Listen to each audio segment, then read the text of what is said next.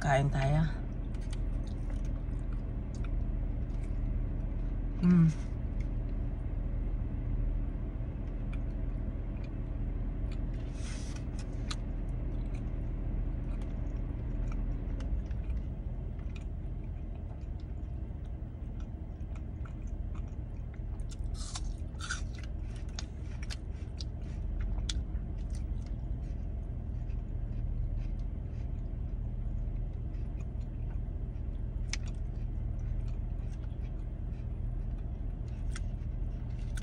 Mas masarap nga kumain dito sa sasakyan, di ba?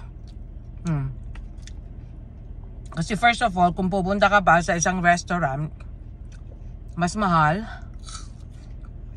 magtitip ka pa. Kaya mas maganda na pupunta ka na lang sa store, marami kang pagpipilian.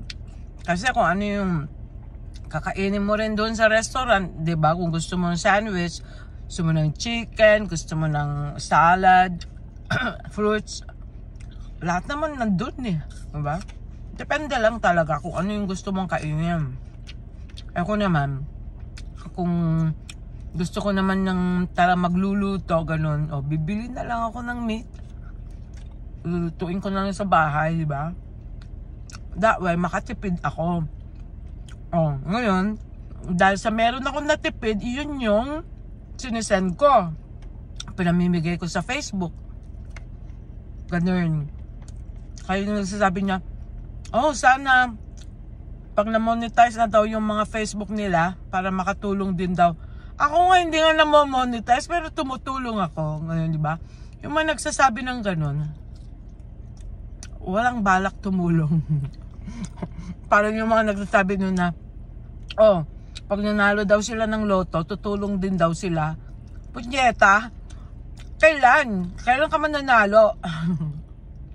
Ibig sabihin, pag ganun ang sinabi ng isang tao, wala siyang balak na tumulong talaga.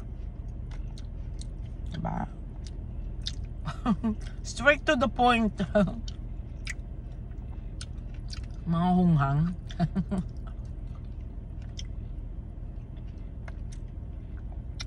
Kaya hindi imposibleng tumulong, di ba?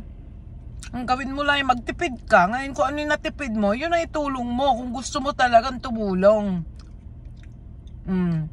Dahil whether I like it or not, gagastusin ko naman kung ano yung talagang nakasadya talaga na allowance ko pangkain, panglakwatsa. Iba yung savings, iba naman yung panglakwatsa, ganun.